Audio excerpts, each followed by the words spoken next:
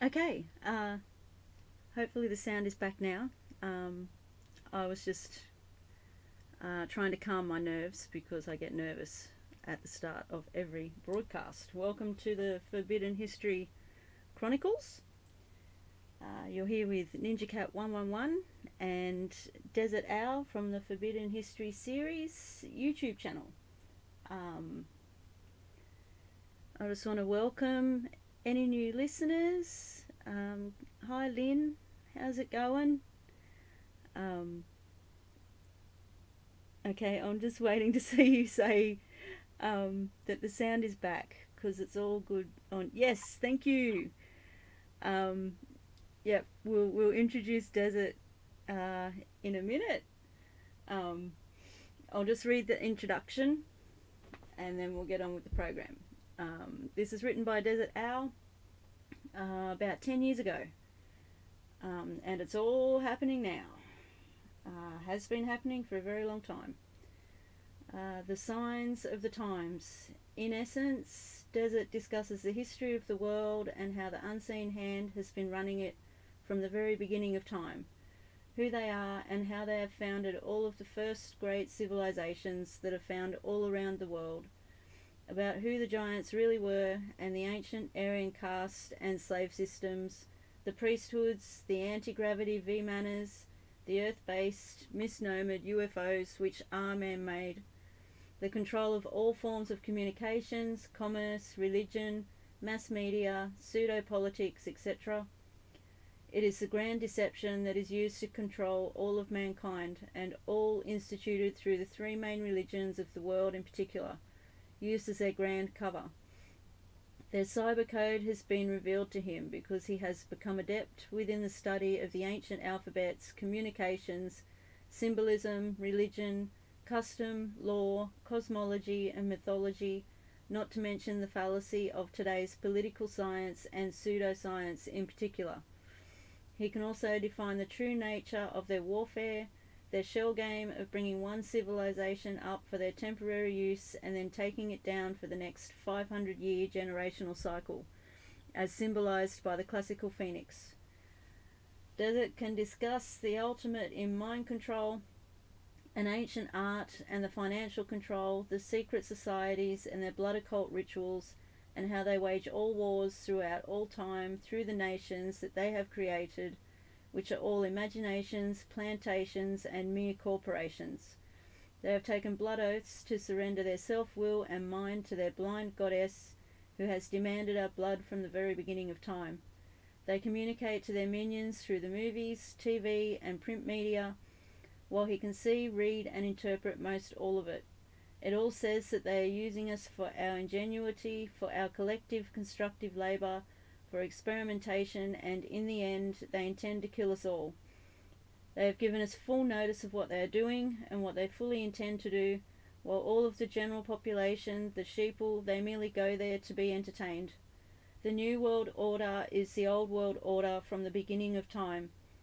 There is a major cosmic natural disaster that is about to happen on Earth, and they know it, but they are cleverly leaving us in the dark, hence the reason that they have built hundreds of underground bases all around the world, while they are leaving all of the people to remain unprepared, uninformed, and above ground, so that when it comes, the mere 5% who will survive above ground will die from the weaknesses and disease that has been generated from all of the poisons that they have been feeding us, from the chemtrails to fluoride in the water, to tainted vaccines, to fake food, etc., etc. They have enslaved us all by the clever means of deception, because we, most all, are their cattle, chattel, property, and because they merely wanted to harness our labour, what they always needed, which is what backs most of the world's currency through the birth certificate, but they are all through with us now. It is written in stone, as it can be seen written in the Georgia Guidestones. To know the truth is to be empowered and to be prepared. We may not be able to stop what has been done and what is about to happen, but the innocent and decent people on planet Earth deserve to know. Yes, they do, and that's why we're here. How's it going, Desert? Hey, Ninja. It's going. Yeah. How are you? Yeah. I do have lost my voice today, so I'm not going to be talking very much. But I thought that, we'd entertain questions. If you had any things, you wanted me to touch on, then we can do that. Or if somebody else out there has a question, we can address that. Yeah. Okay.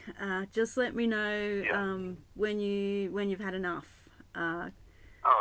Well, you sound like it's a struggle. Like your voice is struggling. I can hear it. Yeah. Well, let me try just. I don't know. Anyway, I have. I'll read two shorts. Okay, out of the book of the book on the Dictionary on Scriptures and Myths. One is the waves of the sea, a symbol of the surgings of the lower emotion nature, with its passions and desires on the astral plane, which is symbolic of the sea. The mind of man is the sea, in the thoughts of his mind, as it were, as a wave of the sea, which sometimes swell in anger, are made calm by grace, and from hatred run out in bitterness. But when man dies, the waters of the sea fail. That's Job 14:11. In that, according to the words of the psalmist, in that very day his thoughts perish. And that's Psalms. I don't know what Roman numeral that is, but that's out of Morals on the book of Job.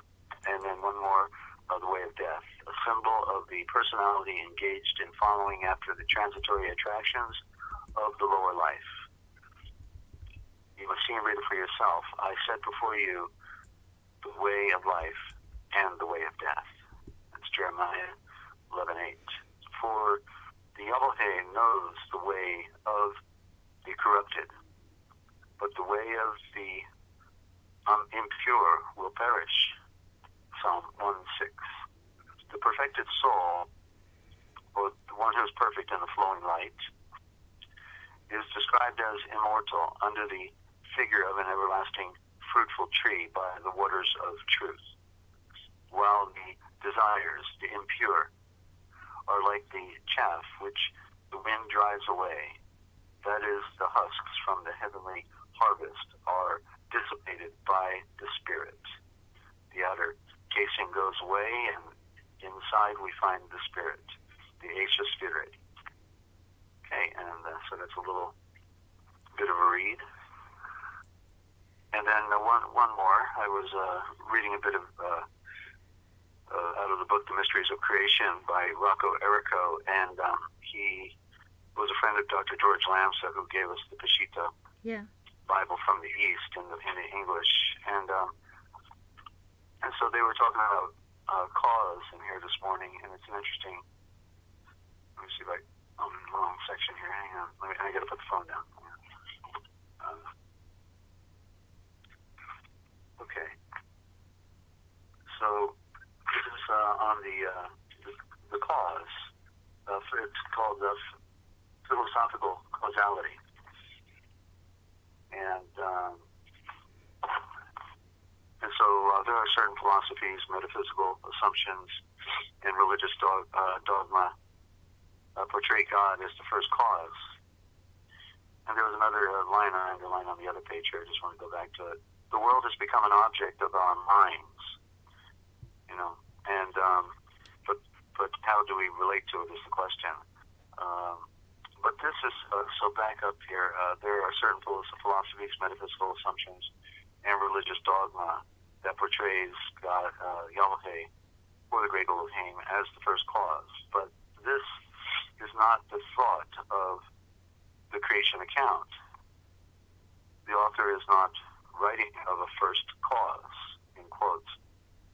In Western history, the notion that Yahweh is the first cause was originally proclaimed by Plato and Aristotle. So you know that they're off the mark because it's about the spiritual truth is in the scriptures, and these guys are trying to reinvent the wheel basically, and rationalize everything while being separate from the one who made all things, and that's a hard way to go. And so it was originally proclaimed by Plato and Aristotle and expanded by Thomas Aquinas. This notion reached its zenith in the 18th century as a major cosmological argument of the existence of quote-unquote God, or Yahweh. Between the 1960s and 1970s, from time to time, the late Dr. George Lamsa and I would engage in lengthy discussions about Yahweh as the first cause. One day, he was kind enough to impart information for me to use during my research work on the idea of God and causality, or Yahweh and causality. The following is material, my notes, in its original form. The words in brackets are my insertions. Yahweh is not first cause. This is George Lamsa talking now. Yahweh is not first cause, as some philosophers and metaphysicians think he is. Wow. For what is born of a cause is not eternal, absolute, infinite, but is subjective, relative, finite. Yahweh is eternal, timeless, and self-existent. He always was and shall be forever and ever. There was no time when he did not exist and was not manifested beyond our universe. Moreover, the sun, the moon, and the stars depend upon him, on the self-existent principle, for their existence. They exist to serve. This is because they derive their power from Yahweh to serve his creations. Yahweh's existence cannot be due to a cause. If it were, then Yahweh would have to come into existence through circumstances, and it would prove that there was a time when he did not exist. Moreover, the cause would be greater than Yahweh himself. The cause is not an essence. Yahweh's existence and his attributes were revealed to man in the fullness of time. But that which is revealed has no beginning.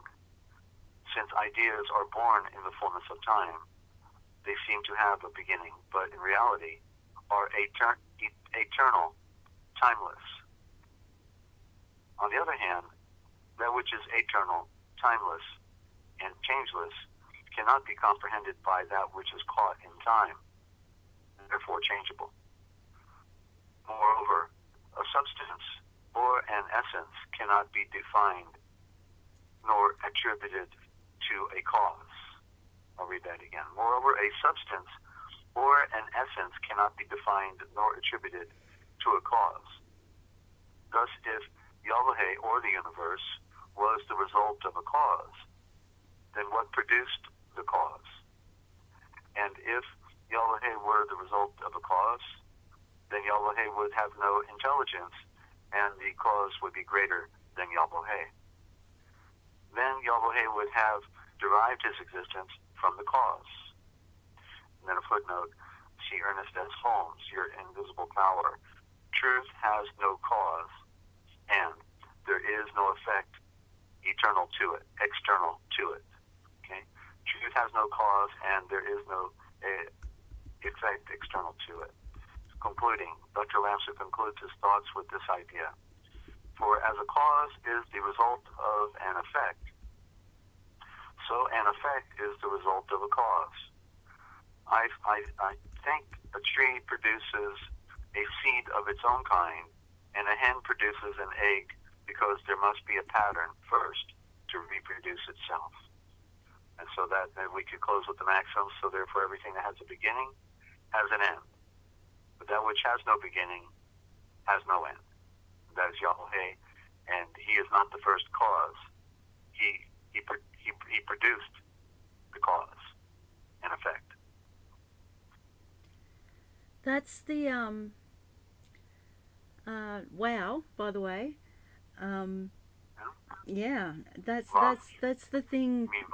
Yeah, it's so hard to wrap your head around, like to comprehend that there is something in existence that always existed and will never end. It's just mind blowing.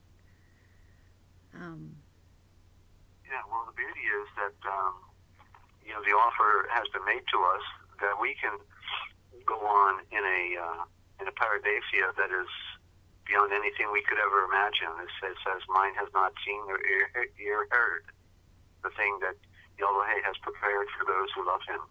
And so this is the real cause, and the effect is what you do with it. Yeah. That's cool. I have a question from Lynn. Have a question from Lynn? Yeah. Lynn says, do they destroy things at 500-year intervals because Yahweh gave the Watchers' descendants only 500 years? Do you want me to read it again? No, that's okay. I think that the 500-year, I think the 500-year cycle to me seems to be a blueprint that they developed because their lineage, they lived to be, originally they were living up to near 1,000 years, and then and this is what I talked about, with the snake venom. That's why they are serpent cults, because the snake venom has the ability to extend life, apparently, just in some way, shape, or form. I don't, know anything more than that. It was claimed by somebody from the occultic societies, and when I heard that, that rang true. That to me was the thing that was missing. And then after the flood, of course, so these type of people disappeared, but they're in hiding. And so my conclusion is that they may not live to be 1,000 years anymore for whatever reason, but they probably could live to be 500 years old. These are the unseen hand. These are the ancient Aryan watchers, the Bekoresh that originally conquered the world and enslaved everybody. And so I think what they did is they developed a blueprint that they would work off of that would include each generation that would take over from the next generation to perpetually maintain control of the earth. And so the shell game is, you can't have, people wake up at one point and figure out the scam, so they have to do it. So it's like a domino, it goes up, then ultimately we're going to take it down. So like right now, we know on the internet, like the majority of people, not a majority, that's not right, but you know what I'm saying, a large number of people have woke up to the truth. The game is over from the truth standpoint, right? It's because it's so evident what the scam is, the phony politics and everything else. So many this time round. Yeah. So by the time they get to max apogee being, when they have a massive population, and they've accomplished what they wanted to do, and that is, switch hands. In other words, now switching hands is going to be China. We know our world's going down, so China may be mute anymore.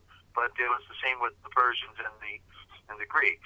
What each civilization that they bring up has a superior technology to the one they took down. Yeah. And so look at the Greek. I mean, here we have people living on dirt poor soil.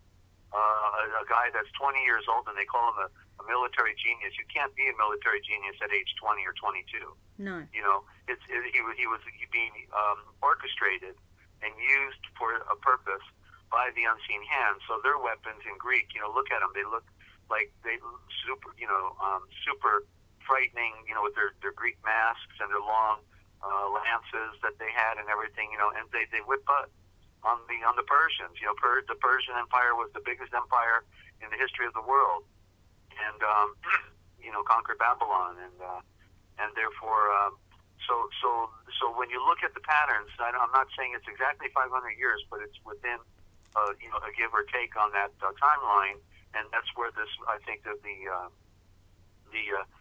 story of the phoenix is that the phoenix is a symbol of creation, as well. It's a male sexual organ, but it's the phoenix is the feathered serpent, the Quetzalcoatl, Americu, the Toltec god Americu, all of it. That's where you hear America, and so we're the feathered serpent right now, and so America was discovered 500 years ago, like phony discovery by Christopher Columbus to set the timeline, and then now it's just been over 500 years, and interesting, his name is Columbia, Columbus, excuse me, just like the District of Columbia, Columbia Records, Columbia Pictures. Every part of the Americas Columbia has Pictures. Columbia. Yeah, I didn't even Columbia, see South that. America. Wow. British Columbia. Columbia, Washington State. There's Columbias all over the place because that's their goddess. Yeah. Okay. She's holding the torch.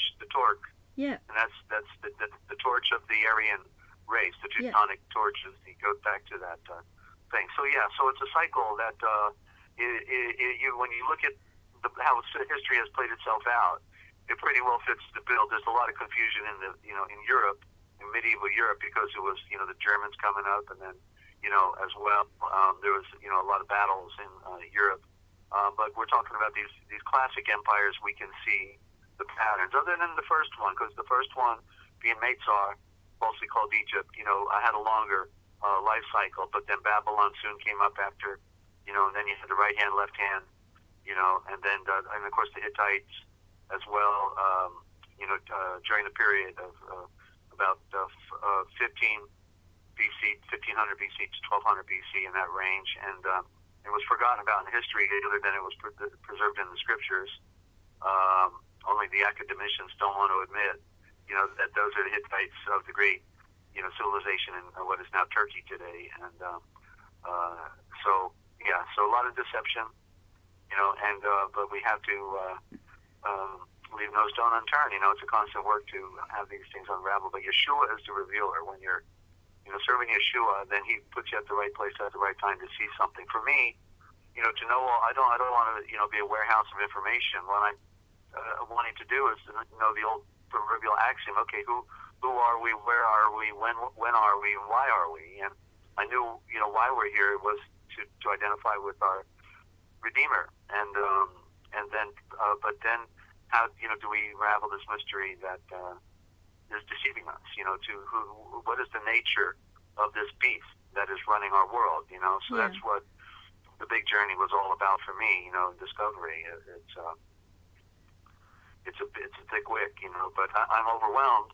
I just saw clues, and when I saw the clues, I followed them, and then the clues led to evidence, and then the evidence built upon each other, and now, I have a presentation that's standalone, because nobody is defining correctly who the ancient watchers were, and or within the correct word, let alone the correct word, which has been Bekodesh, and the same word we then find in the Vatican today is the vicars, the cardinals, dressed in blood, with the little moon caps on, and capes.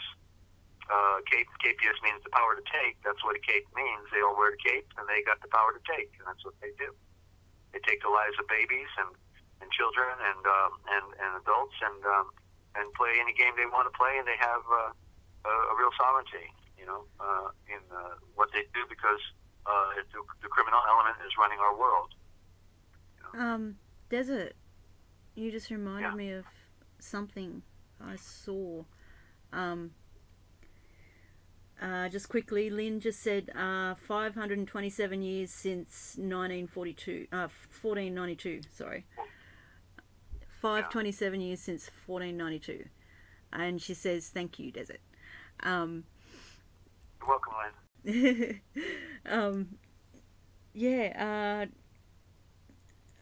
Okay, two things. I'll give you voice arrest. Maybe.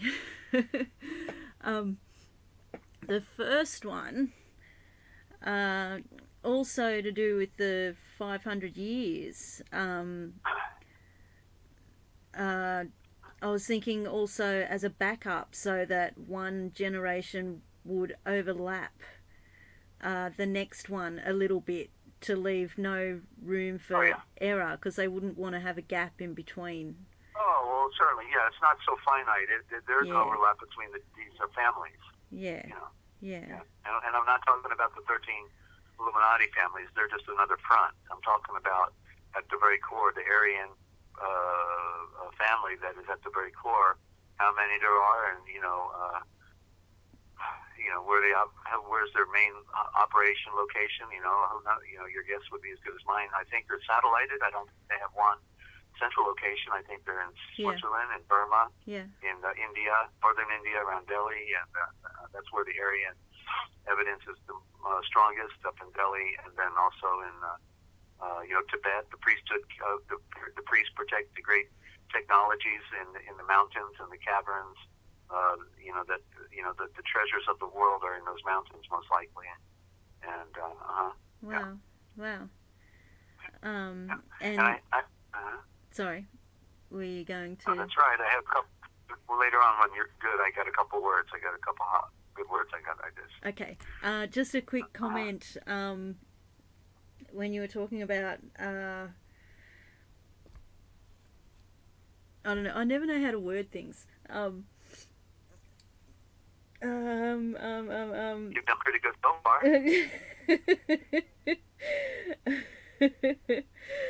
All right. I'll just tell you this. I saw a video in the past couple of days. It just jumped out at me like things have been doing lately.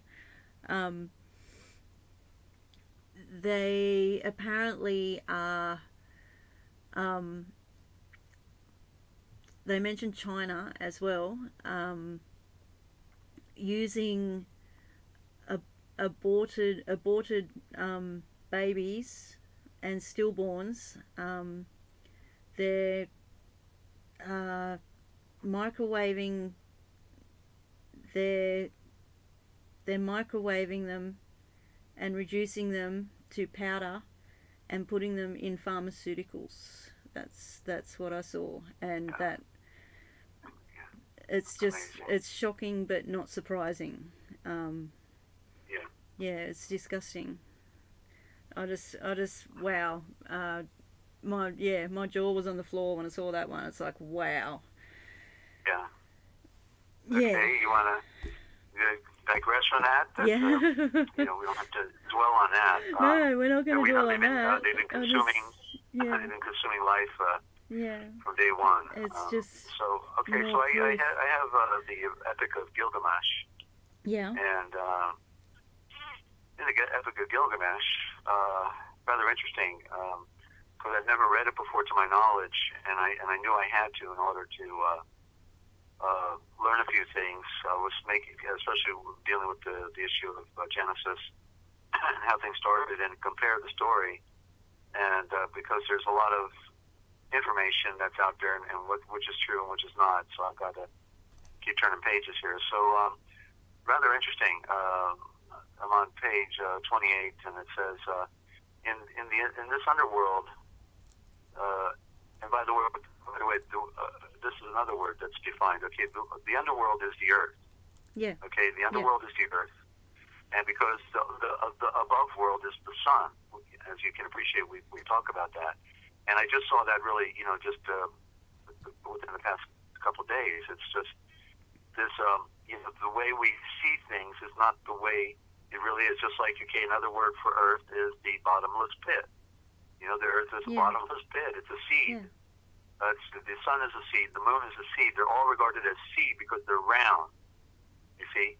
Sorry for the flat earthers out there, okay? But the bottomless pit, I guess in your scriptures, there is no bottomless pit because it's not some, deep pit, smoking pit somewhere. It is the earth. It's bottomless. It's all surface. You're on the bottom, aren't you, Ninja?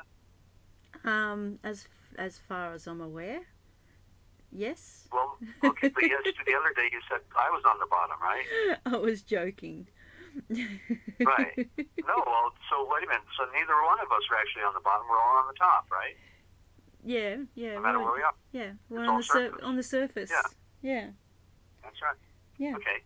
So so we don't see things, and it's also hell. Okay, Earth is hell. Yeah. It's because that's where the battles are going on, is it not? I mean, warfare.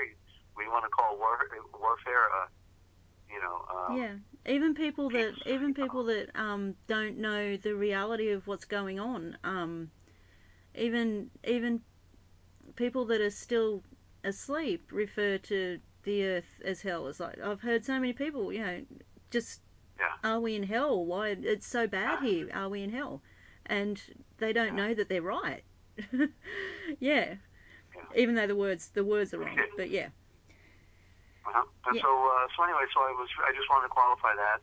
And so, because I'm really getting a lot of good information out of this story here, and especially with defining the words and everything. And I got a big one because I knew the word Enoch was was an abbreviated word, and I didn't know the exact form. I didn't have enough to go on, but here I stumbled on it. I think very well certain, actually. In this underworld, there also live the Anunnaki. Oh, geez, stitching. Roll over in your grave, okay? Because the Sumerian dictionary that's online will destroy Stitchin's claims about who these Anunnaki are. I also did an etymology on it once myself about 5 years ago. So, wow. So the works of Stitchin about all that is wrong. That these are some creation that live on Nibiru. You know, they're coming in for a ride. Yeah, I know the story. And they're going to come down and harvest people. You know, you can't live on a planet with a dwarf star, you know, that's circling. You know, only like on Earth, you know, do we have the right distance from the sun, a moon going around it. All of these elements create the life on Earth. And to say that you're going out into the deep space with the sun that doesn't even work, you know, the nemesis star, is just a bunch of hogwash. And anybody with a rational thinking cap on can figure that out, you know. And so anyway, this underworld, there also live the Anunnaki. They're called the nameless ones. Also the great ones.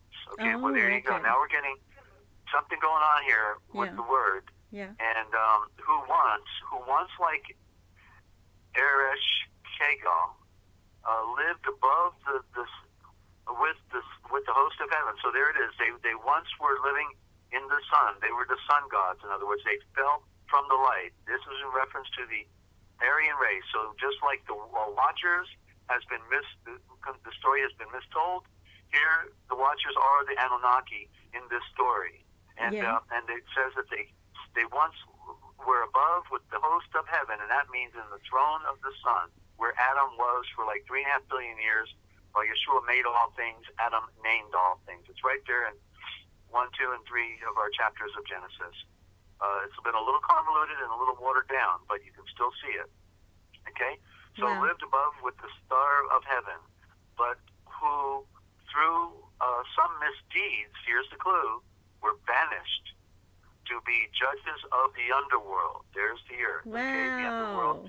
So they are, in other words, there's another story about the angels, which is a you know, it's a parallel. They were the royal, they were the messengers, and they were thrown down to earth in chains, thrown down here in chains, never to escape, and they're the ones trying to keep us down. Were you trying to jump in? I was just agreeing with you, saying it's a parallel. It's another, Yeah, okay, and so it says, much as Zeus banished the Titans. Well, there you go. The Titans are the same creation, only a different name. So we got Watchers, we got Anunnaki, we got Titans, and Zeus, of course, was the sun god. You see, he banished the Titans. Zeus was like Yeshua, like Jesus, all represent the sun. That's the great logo, and their spirit lives there. In other words, it's not like, you know, the sun is Zeus or the sun is Yeshua. It is a great symbol. You know, just like you're not your body. You know, you're in your body as a conscious entity. And okay, so continuing here, I'll just read it one more time now. In this underworld, there also live the Anunnaki, the nameless great ones. That's why I guess I call them the unseen hand, right? Because they're nameless. We don't have a name for them anymore. The nameless great ones who once, like Eresh Kagal, lived above with the host of heaven, but who, through some misdeed, were banished to judgment of the underworld, and much as Zeus banished the Titans, or like the fallen Lucifer, and that's a false story. You see, Lucifer is a narrative, but it's a false narrative. And in Babylonia, the soul of dead man in Babylonia, the soul of a dead man was exercised with the incantation, let him go to the setting sun, let him be entrusted to Nedu, the chief gatekeeper of the underworld.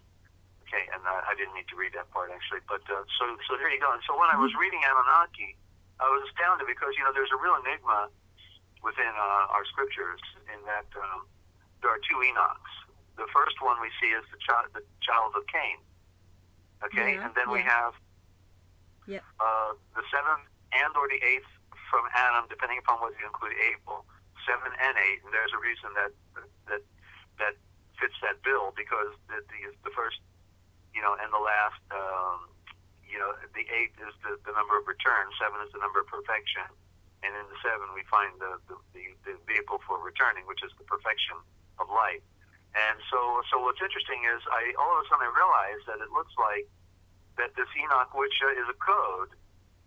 It's a code, you know, that you see the word knock is right there for darkness, right? And then the E I knew was an A, You can add an AY to it, Enoch. And so I was astounded to realize that it looks to me like the Enoch may be the Kanonoke, and the Kanonoke sounds pretty much like Anunnaki. Anunnaki, right? Because the Kano, as we see it, is the suffix of volcano, meaning the volumes of what? Of the flowing life that came out of the knowledge. What are we talking about? Euphemistically, knowledge or material matter, because they dig the dirt and they make the steel and they build the civilizations, right? So the Kanonoke, and it's a tongue twister. And what it literally means, when you know that K means the fiery keys. Well, there we're talking about somebody that has fiery keys. Wow. That's the Titans, the Watchers, the Anunnaki in the story. It means the knowledge of the keys of fire. The knowledge of the keys of fire. That's Kanonoke. Okay, Kanonoke, and that's probably what this is about. You know, this is probably as true as we'll ever get to the original meaning. It also means the duality and the reverse image. We're talking about the fact that it's Kano, and then it's no K. The two words, K and no, and then no and K. And so you can read it frontwards and backwards, Kanonoke. And because it's a perfect split and a mirror image of itself from the middle, then it is the duality and the reverse image, and that's what Enoch becomes. Because we have the Enoch of darkness, the child of Cain, then we have the Enoch who is a reflection of the old Enoch, and this goes into that duality again, right, where that which is false or that which is in the darkness ultimately brings forth to us the light of truth, right? We found it while we were in darkness. The false religions are claiming to be of the light, but they're of the darkness, and they bring forth the light for us. They carry the scriptures, even though they're corrupted. They still are holding the baby, right? Yeah. Wow. Yeah. So Kanonoke, okay? That's so you cool. Got it here first. That's so cool. NinjaCat 111. Yeah. And wow. Yeah, please continue. Sorry, I'm just my jaw's right, about halfway to the floor already. I got one more. Yeah. I got one. Unless you got a question, I got one more. I just want to say what Lynn says just before you move on. All right. The Mayan records say 200 plus 200 plus 9 came down with the Watchers. Right, that was on the first the group that took the first recorded blood oath in history. Was the 200 that came and agreed that they would right near Mount Hermon, I believe it was Mount Hermon. It's the big one there in Israel, right near the Mediterranean. They took their oaths that if any one of them would betray the other, then they'd all kill them. So that's a pretty powerful oath. Everybody's going to kill each other if they sell out. And so they all took the first blood oath that they would conquer the world, and that's where it all began. But you have to realize there were more, because obviously they had been living for quite a while, a couple thousand years, at least 2, if not 3, if not 4, maybe 5. I'm not sure, before the flood, and therefore. And of course, it was early on, so we would say within the first 2,000 years that then the sellout occurred, and so but then others came as well. Then so you were talking like, let's just say, in my estimate, 1,000 people, and when you have 1,000 people at the time that we're living to be 1,000 years old, that's 1 million years worth of knowledge. I don't think we need aliens to tell them how to build anything. Do you? When you put it like that, yeah. Yeah. 1 million years, they were connected with the one, this star ram. Yeah. So, okay, so that's perfect. That fits the definition where I'm going now. Because remember, when I was talking about Adam and how his whole story has been erased from us, and I've been discovering the elements of it within our scriptures, and and the correct order. And then I saw, when it said that the serpent was more subtle, and of course the serpent is the Naga, but Zarfan would be more correct. Zarfan for serpent. If it is serpent, then we'll let's use the correct word, Zar-Fan, because it means the power of a star. That's what serpent means, the power of a star, because everything spins, you see. In creation, everything is the result of a star. We came from a star. So this is part of the great mystery. But yet the Zar-Fan is Adam. And so then when it said he's more subtle, and then I looked up the word subtle, and I saw it was Abraham in the Strong's Concordance, and I knew they took out the V, because I know the tricks they played, and the V, it's the Avram. It was the Avram, and then all of a sudden I saw there's the name for Abraham. You know, and there, okay, so there's the parallel.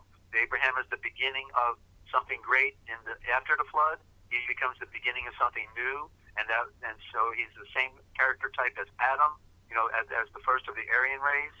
And then, you know, I remember I looked in the Erdman's dictionary under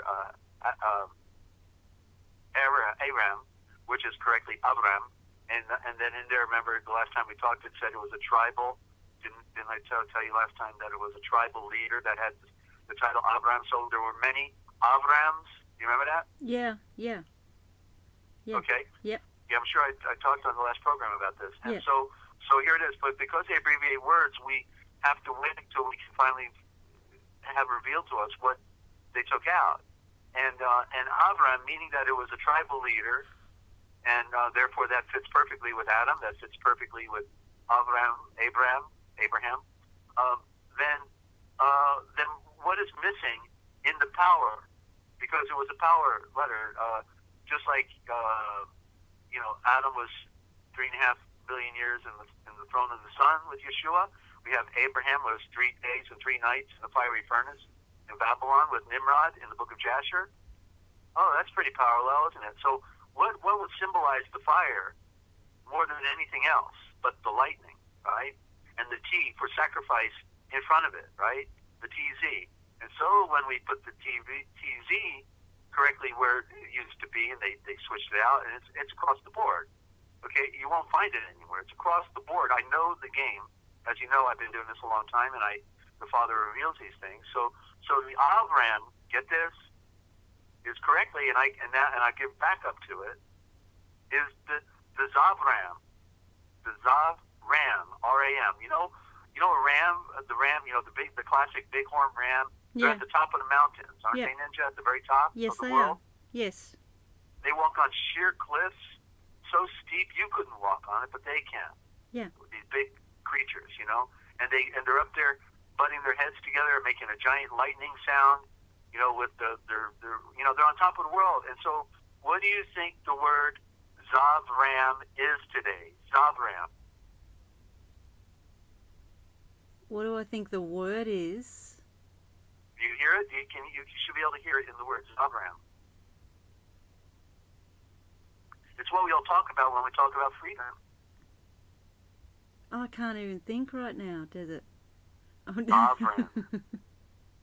Sovereign.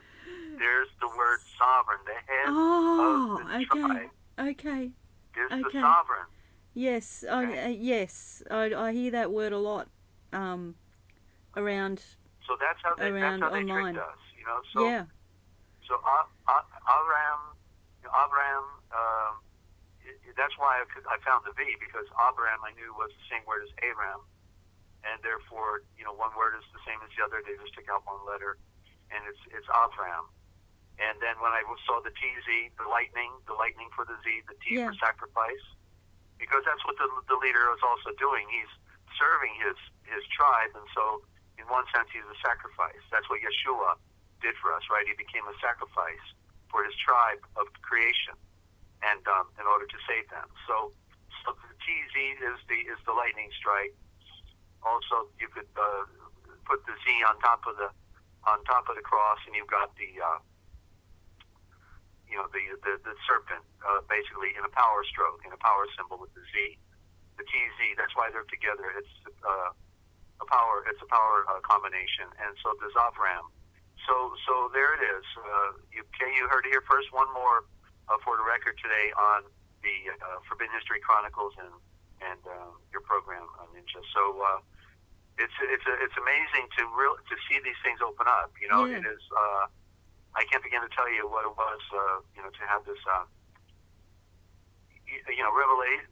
Of all the words, I mean, this was big because when I was in the law community, we all talked about sovereignty. Remember I talked about it just a few interviews ago, and I said there's only one true sovereignty, and that's in Yeshua. Wow. Right? Because everybody thinks because they're an American, we got the Bill of Rights, it was a fraud. Yeah. And then you see all this. Patriotic Americans thinking they're free. Yeah. When they're slaves. Yeah, and then you see all of what you just spoke about just then. Wow. Lynn got it right, by the way. She's written sovereign in the chat. Thank you, Lynn. I figured she would get. I know. Lynn, you amaze me.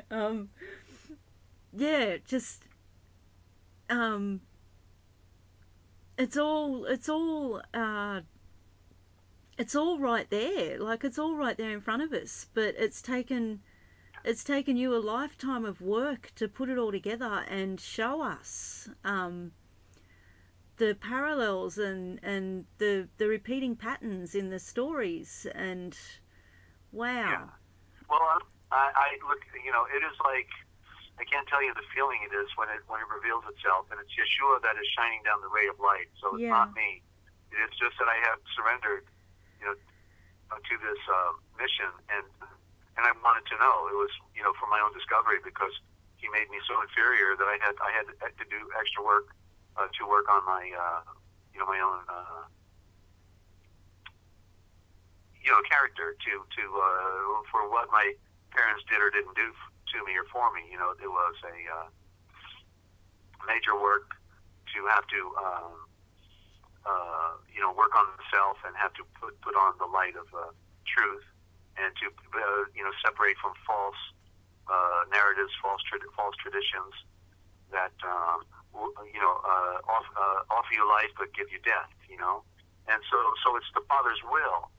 It is His will that these things happen, and that that the light will finally shine. And so it's full circle.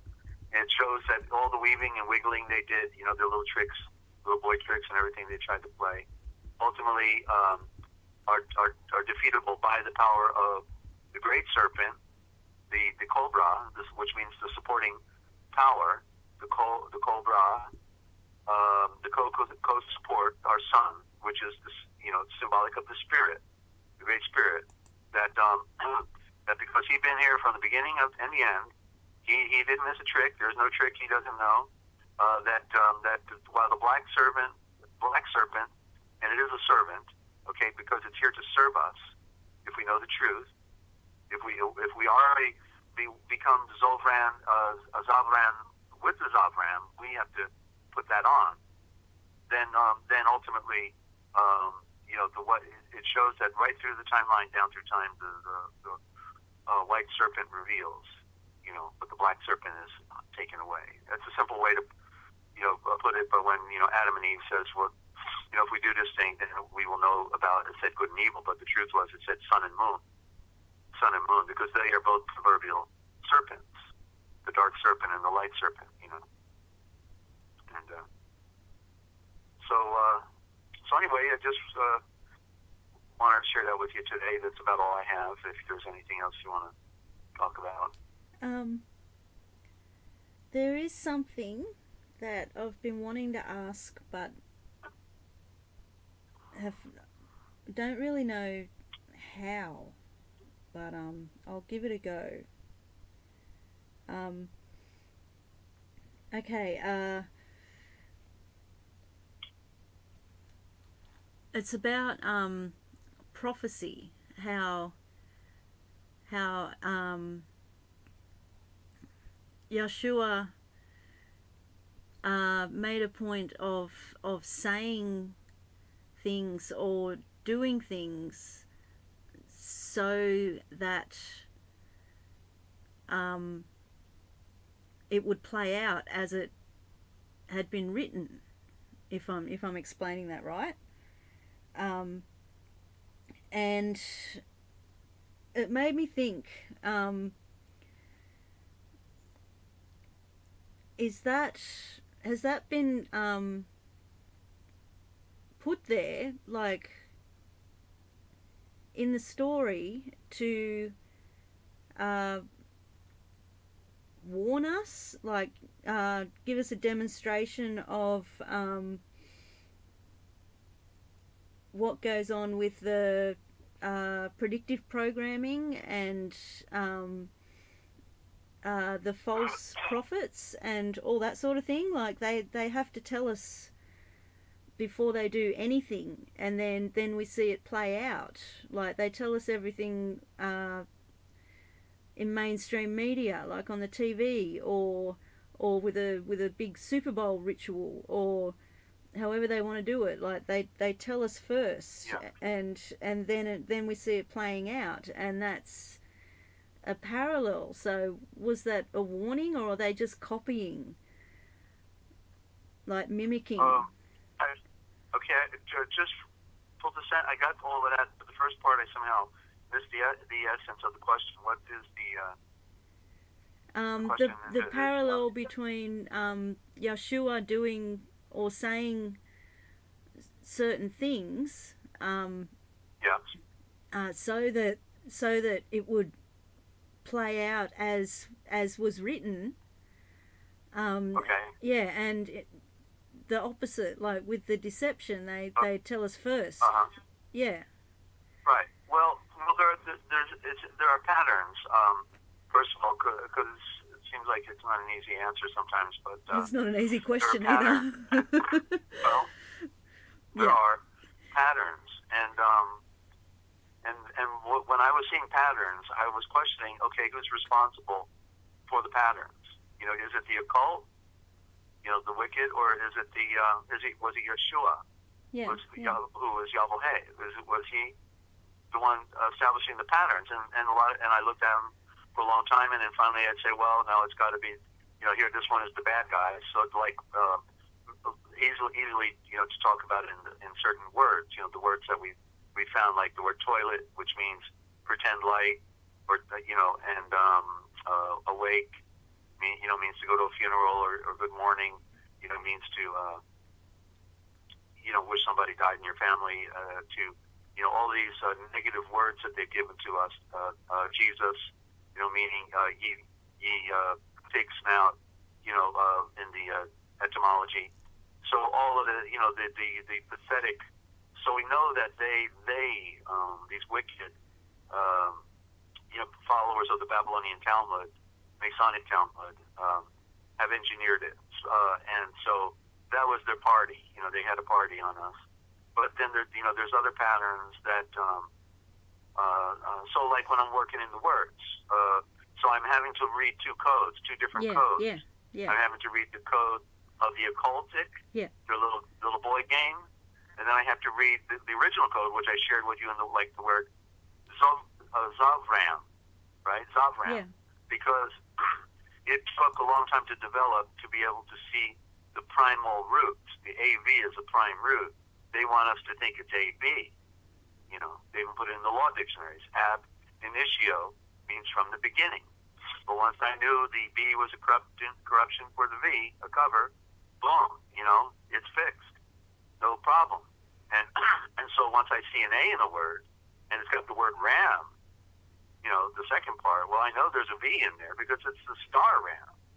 It's the star ram. And so, and the fact that Abraham, you know, was his name was already known, confirmed it for me that it was V. So that's, and that they were both leaders of their tribes. So you see, so I follow the pure diction, which is the original, which is in what's called the Indo-Germanic mother tongue, which nobody has even considered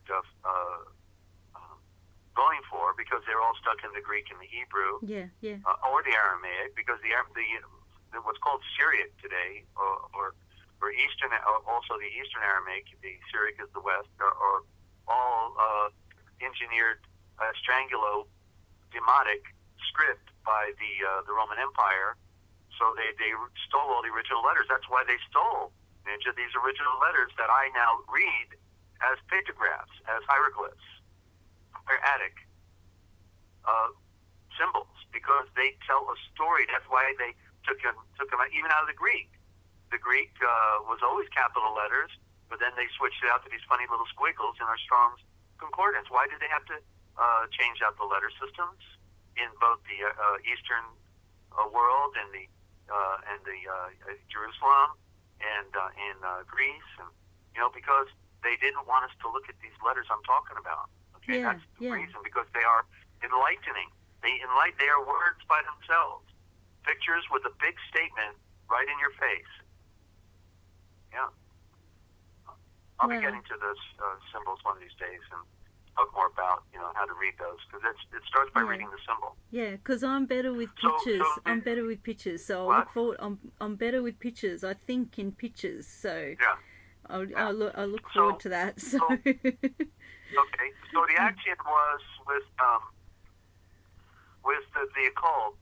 They always tell us what they're going to do, and when we talked about it in the Patriot community, when I was in the political patriotism stuff, and we talked a lot about how they always tell us when they're going to blow up a building, or like 9/11 was all over the map, and nobody thought but Bill Cooper.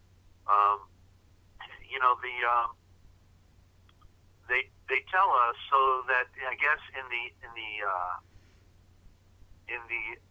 argument, would be then, well, it's not like we didn't tell you, right? That would be the argument. It's not like we didn't tell you. But of course, who's reading the code? Who's reading the subliminal? But we know that more so they do it for their own people, just like on the day 2001, September 11th, 2001. In the morning on NBC, like around maybe the early morning show, around 6 o'clock, 7 o'clock morning show, and then they have a commercial. They go to a break, and the commercial says, and Tom Brokaw goes, and by the way, don't forget, ladies and gentlemen, a special program tonight, 9/11, when seconds count. The very day the towers go down, right? Yeah. To remind everybody, don't forget, today's 9/11. When seconds count, get out of the building. Don't be in there. Telling their underworld, their with their subliminal messaging. Was Broken Jaw in on it? Tom Broken Jaw? I don't know. I would suspect that he probably knew. But it's a pretty sick world. So. Yeah, it is. It is. Where do we go from here? Well, the Twin Towers went to the basement. Yeah. So I don't mean to laugh, with the 50 megaton thermal hydrogen nuclear bomb placed under each of the foundations, including Building 7 having its own bomb under the foundation, and they still are talking thermite. I can't get it. When Dmitry Kozlov came out, a former Soviet soldier who worked with the atomic munitions, and gave a 5-hour presentation, still on YouTube, called the what's it called? The Third Truth. I believe it's called The Third Truth.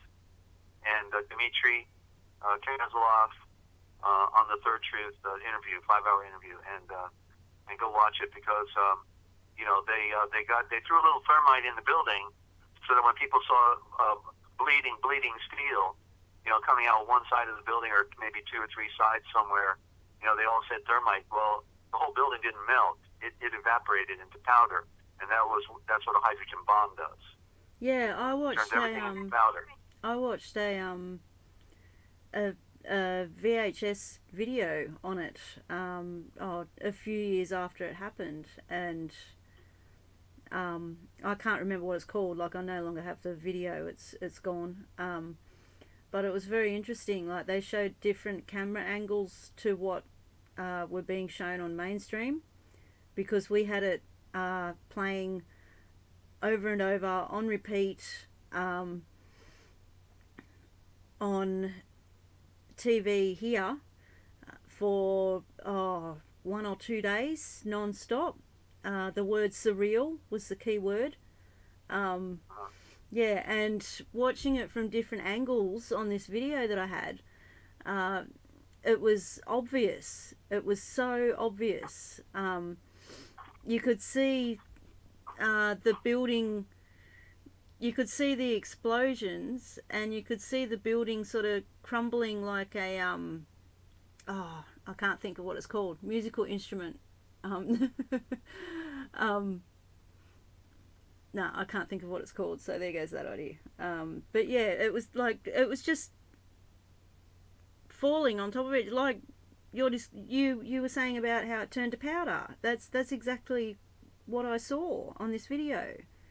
The way the building fell. A plane going through those buildings would not have caused that. So I agree with you. Like, I looked into it a fair bit at the time. So yeah. Did you give out my contact information? Give me 1 minute and give out my contact information, please. Okay.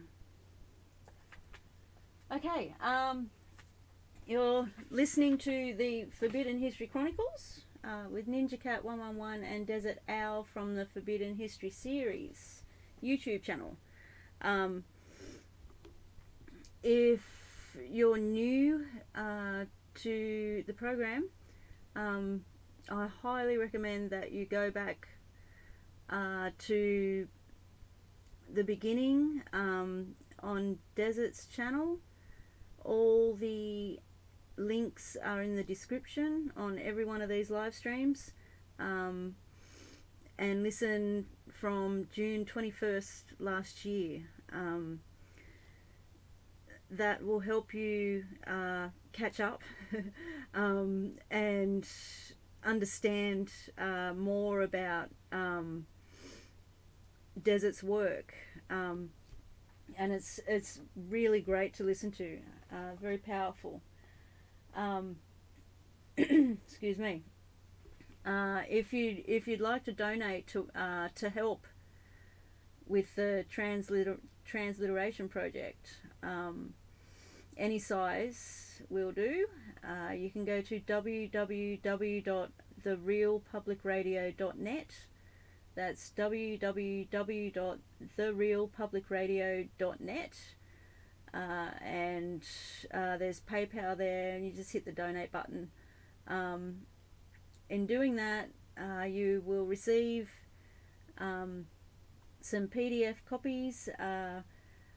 One of them is the Real Da Vinci Code Etymological Dictionary, and it's amazing. It's amazing stuff. It's very handy, very handy thing to have to help understand a little more, and everything just opens up. And you also get a copy of the Book of Wisdom, an amazing read, and also a sample of the original Gospel with a more up-to-date version of the dictionary at the back of it. If you cannot afford to donate, that's fine. We can get you copies of these anyway. That's no problem. My email is always in the description. Desert's still working on getting access back on his channel and with his emails. Still working with the new computer. So you can contact me via Gmail, or you can call Desert on 608-566-7295. That's 608-566-7295. If you're international, just put a +1 at the start. And Desert is happy to have a chat, answer some questions, or be interviewed. And thanks, Lynn. You can also Skype him on Free America Radio. It's there in the chat. All one word. All one word. Free America Radio. And it probably says in Kingsland, still says in Kingsland, Georgia, though, in Millersburg, Ohio. Yeah, okay. And if they want to call in live, so they can call in right now on Skype. Yep. Or certainly they can text me on the phone, and I can call out if they're in the U.S., I can call them and three-way them in if they have a question. Yeah. But they have to text me at 608-566-7295. Text me your number, and I can call you back and three-way in with Ninja. It's the only way I can do it right now. We're limited on our, as you know, Ninja, they have all the money. We don't have any money, but we do get it done. We get it done. On a wing and a prayer. Yes, right? we do. Yes, we do. And I'm so glad we're doing it. I'm so glad we're doing it right now, even though, yeah, I think we're all going through it. Like, I've seen so many comments and videos and just in general conversation lately about the frequencies, and I've noticed it here. It's part of my exhaustion and irritation with Mum at the moment, because I know it's affecting her. If it's affecting me, it's affecting her. They've changed the weather dramatically, and it's I don't have a cold. It feels false, and also like hay feverish. I don't know what it's nasty. It's annoying. It's not nasty. It's annoying, and it's fake. And it's just from the dramatic change in the weather. Yeah, and so I just want to quickly say that I'm always creating light for my friends and family on YouTube. You guys are all I have, and yeah, I don't want to say I worry about you guys, but I do. But yeah, I know we're all going through it at the moment, and yeah, I'm thinking of you guys all the time and creating light all the time, and for you, Desert, as well. Okay. Yeah. Very good, Ninja. Thank you for that. And yeah, so it is a unique period of time we live in, where we connect on the internet, on the YouTube platform, and meet people for the first time. So it is obviously there's a lot of crazies out there too, and that's the sad part. There's a lot of wonderful people, and then we've got to have to always deal with the crazies as well, the idiots, and that's just goes with the territory. A couple more words. I'll give two more here. Hang on. Okay. Had a cough there.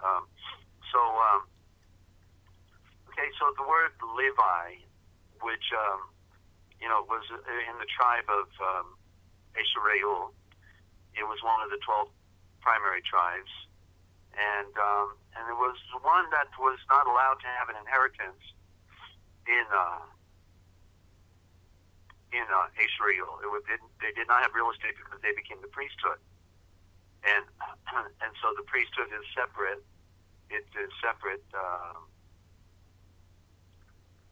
In that they received the produce, or a tithing from all the rest of the tribes, so they could work full time in the priesthood, and so that's what they were about. But the funny part is the word is totally corrupt.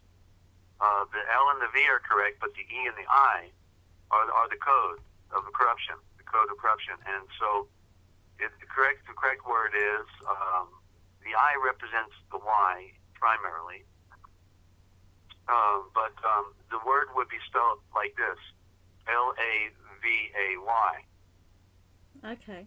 Lavay, and so there was the tribe of Lavay, and literally the word means the way. Okay, the way, and because the idea of separateness in the priesthood, that it was separate from the world, in other words, did not lay claim to the real estate, talks about the transcendence. But what's also interesting about the way is perhaps it also tells us the way we got here. Because do you see an interesting word inside the word Lavay, L-A-V-A-Y, Ninja? I'm just looking at it in the chat. Lynn wrote it conveniently. It fits what I've been talking about and where we come from. Okay. What? I can see it. What is it? I see the first part of Yahweh in that word. Right, but Backwards. reading it leve from left to right, L. Oh, and lava. Lava. Thank you very much. So, so the way that we were made is through the lava. That was the volcano that is in, I don't know, I think it's chapter 2 of Genesis. And in the King James it says a mist came up, but it was a fountain. It was a fountain of a volcano that exploded. And then what happens next in the story? The magma covers the surface of the ground, as it says. And then the next thing in the story is there's Adam. He's formed from not the dust of the earth, but the fiery magma of the earth. And so therefore, that's why leve also means is the word bridge, because as in a levee, levee is a bridge, right? So you see the word leve is there, right? Levee. Yeah. It's a bridge. Yeah. It's a dike. Yeah. It's a way to get from one side to the other. And so there had to be a vehicle for us to transcend this world and to live here in the meantime. And so the lava was the bridge for our spirit. It was the way that was used. All the minerals, salts, everything was made to design a creation of a higher order. Not like all the other animals that evolved, but was made from the purified minerals and salts of the Elohimic Mother, Earth. And and then miraculously designed by the Elohim, and then it was the Yahweh who breathed the breath of life into Adam. And then he was taken up into the throne of the sun, because there was nothing else on earth. Yeah. Nothing. There couldn't have been oxygen then. Yeah. Because it was just water and land. But there was no life here, so he had to be taken up to the throne of the sun to survive. And And is that why that's how the word man, you say blood of the earth for man? That's what it means. Blood of the earth is lava. man, because man is a corruption. It's moon. When man is a light creation of the sun, the occultic Talmudic society put in the word man for moon, but we are seed of light. We are seed of the sun, and they want us to think we're seed of the moon. The moon is only a symbol. Well, Lucifer, which is an idea, an corporation that belongs to the occultic world, body, corporate body, and they're Lucy, they're a big lie. So that's how you have to look at these words. They're shouting at us, and there's different ways of, you can mix the letters up sometimes and get another word. That's how an anagram works. So then the other word is Leviathan. And this I was thinking of that one. When as soon as you said levy, I thought of Leviathan. Just so you know. Yeah. Please continue. Oh yeah, well there's the word again, right? I didn't even dawn on me that these are both the same word. I just grabbed two of these cards. There's Leviathan. Wow. Well. So when I was in Louisiana, I had a profound vision, and I think I was asleep, but it was like I was coming in on the great solar system, the galaxy, and as I was coming in, as if I were flying in on a spaceship, and I could see it, the whole spiral. It's a giant spiral of stars, right? Yep. And so I'm coming in on it, going towards the center, but I can see the entire spiral, and then suddenly the spiral turned into a giant like anaconda, the biggest snake, and it was coiled. It was coiled, and at the very center was the head, and it looked like the head was a giant sun. Okay, whereas what we would call the black hole, at the center of the black hole, inside of it, there was the head, which would be the central part with the snake coiled up, and then at the very middle would be its head, and instead of the head, there was what looked like the sun as for the head of this giant snake. And as I kept coming in closer and closer, then all of a sudden I saw, no, wait a minute. The sun is not the head of the snake. The sun has something under it, and it's a hand. The head of the snake was a hand, and it was holding the sun in its hand. And then I realized, the simple interpretation was that Yeshua was telling me that he is the servant hand. You see, he is the servant hand, and he wants to serve us, but because we're too dense and we can't process and conquer the self in this world, we're not able to take advantage of the servant hand that wants to serve us. It opens up by us serving him, then he serves us. It's a give and take. But so what was amazing was when I was looking at I found the definition of Leviathan in Rocco, out of the Aramaic in Rocco Errico's dissertation on the Genesis story, which I read earlier with Lamsa, with the quote of Lamsa, his discussion with Lamsa, and so literally Leviathan means the coiled one, and so clearly the Leviathan is a giant snake, because that's what snakes do, they coil to protect themselves, and so therefore it is the serpent hand. The serpent is the serpent hand. The serpent is creation. It is everything. Everything spins. The giant galaxy spins, then the solar system spins, then the sun and the earth and the moon all spin. The atoms spin. Yeah, everything's electron, proton, neutron, right? Whatever. Constantly in motion from big to little. Yeah. Yeah. So it is the Leviathan is then the Leviathan.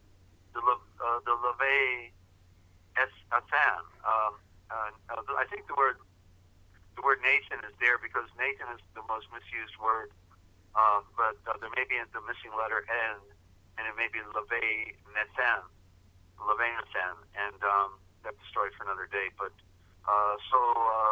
Leviathan also might be the right way. The ass is also the serpent. Leviathan, the serpent, so it means serpent harvest. The way of the serpent harvest is Leviathan. That could be it, the way of the serpent harvest. How because I can interpret, of course, the root forms, the la, ve, as, on, A-N-N. So this is one word is the component of 1, 2, 3, 4 words at least, if not more. It's how they do it, and they never taught it to us in school, and just so we're on our own. Yeah. That's it's so clear to see when you explain it, but that's also makes it really hard to figure out. So I appreciate your research a lot. You're looking at words differently now, right? They're opening up a little bit. I want them to open up more. I want to be able to speak these words. I want to be able to speak all the words that you do. I just want to know it, because I know it's true, and original thought is beautiful and pure and so powerful. But yeah, I'm getting there. Yeah. So these root forms, they ultimately get embedded in you if you hear it enough or you see it enough as the presentation continues, and then ultimately you can see and read it for yourself. You can say, wait a minute, no, I know this word. It's like this, and then it just unfolds, Yeah. It's an exact science. In other words, it's not like, okay, Desert, where'd you get this? Presto Magico? No, it's no Presto Magico. It's a science. It's the science of diction, the science of communication, of symbol. The higher Attic, as Confucius said, signs and symbols rule the world. Yep. And so there you go, right? Signs and symbols rule the world. And they are the foundation of our communication system. Yeah. So. They're the foundation of everything, is it? everything. Yeah. Yeah. Okay, well, did we do enough damage for one day? Possibly. I Possibly. think, yeah. Any other questions out there? Or nobody's tried to call in, so you got to get a bigger audience. I'd like to answer questions for people out there if they have any questions. But yeah, I've been hitting the books for a long time and answered all my questions pretty much. There's a few watching, but nobody talking. Lynn's here. No, I'm just scrolling, sorry.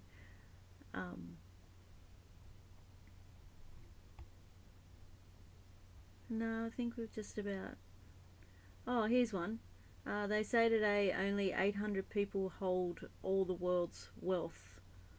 That doesn't surprise me, actually. Does it? Any opinions on that? Well, their wealth may be an illusion if we're talking about money, yeah. Currency, modern day currency. Depending upon where they have the so-called funny money, it may just be an illusion on a piece of paper with numbers. Yeah. The true value substance was gold and silver, and then also diamonds and jewels. Those are the primary. But of course, those you can't go to the store with gold today, nor with silver, so they can't buy you food either. Everything's changed in this matrix that they've created. But the real wealth is, and it's not about owning anything. It's about control. And so, like the Rothschild family is in way control of a lot of real estate and esoteric corporations and the royal families. The Queen of England. Some claim she's the wealthiest in the world, but they're really not. When you realize that they're just the puppets and that somebody else actually made the game board. Whoever owns the game board is the real wealthy one. Everybody else is just an illusion, a delusion. Yeah, but they're not going to end up. They're not going to take their wealth with them anyway. It doesn't. Nothing lasts. So we're the real ones with the real wealth. Excuse me. Yeshua said, "What is it worth if someone should gain the entire world and then lose their soul?" Yeah, what exactly. price can we put on our soul? Exactly. That's what I was trying to explain in my own loopy way. Yes. Yeah. So that's the true treasure in the throne of our Son, and the knowledge of who we are, where we are, why we are, and when we are, and then everything else is immaterial. How about that? Immaterial, because it's an illusion. You can't take it with you. Yeah. You didn't bring it here, and you can't take it with you. And so work for what? There's only one thing to work for, and that's to connect with the one who made all things, because he's the one who loves us and is wanting to take care of us, be the servant hand that that was part of my vision I expressed. The servant hand. Yeah. So yeah. That's an amazing vision, by the way. You, Ninja, you're working on it. Yeah. You're working on it, and that's great. Thank you.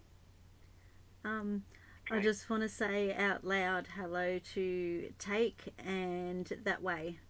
They just stopped in to let us know that came in late, huh? no, they've been listening. They've been listening, but they've been quiet. Okay, so, so they're just letting us know that they're there. Yeah. All right. Well, glad they're tuned in. They're going to have to call in with questions sometime and help give us a little back and forth. Yes. You feel free to Skype Desert anytime, or send him a text so he can call you and we can do an interview on the Forbidden History Chronicles with Dezert-Owl. Yes, anytime. Right, anytime you want to call. And let's not forget, okay, if anybody out there, if you want to know the future, you just simply need to look for the Forbidden History Chronicles right here on NinjaCat 111 every Wednesday at 9:30 a.m. Eastern Time in the U.S. and Sunday 9:30 a.m. Eastern Time in the U.S. So if no other questions, then Ninja, I'm gonna sign off and thank you for your effort today and helping to share information that's most important to me, and I hope to others as well. No worries, Desert. Always glad to be here. It amazes me that we're doing this. It just, yeah. Take also says, Desert, you do a great job. So, yeah. Thank you. Thank you. All right. And then I'll sign off now, and peace and love to everybody out there. Okay. And creating light for you, Desert. Okay. That was another... you heard it here first. On the Forbidden History Chronicles. I don't know what to say. I'm all wowing, and I'm a bit tired, and my voice is starting to go. So love you guys. Be safe out there. I know the weather's pretty ferocious over in the States at the moment. I've seen a few videos on that. So be safe, be prepared, and just know that I appreciate you guys and creating light for you always. Okay, so we'll see you Sunday, 9:30, desert time. Alright, love you guys. See yous. I'm just trying to find the button. Okay, put this one on. Alright, see yous.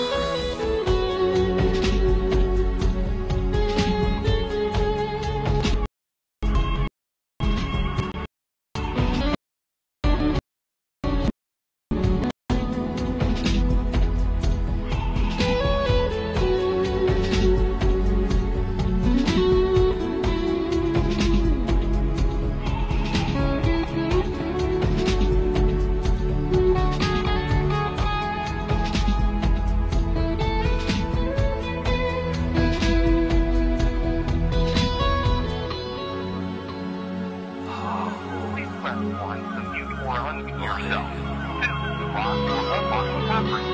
3, to record the conference. 4,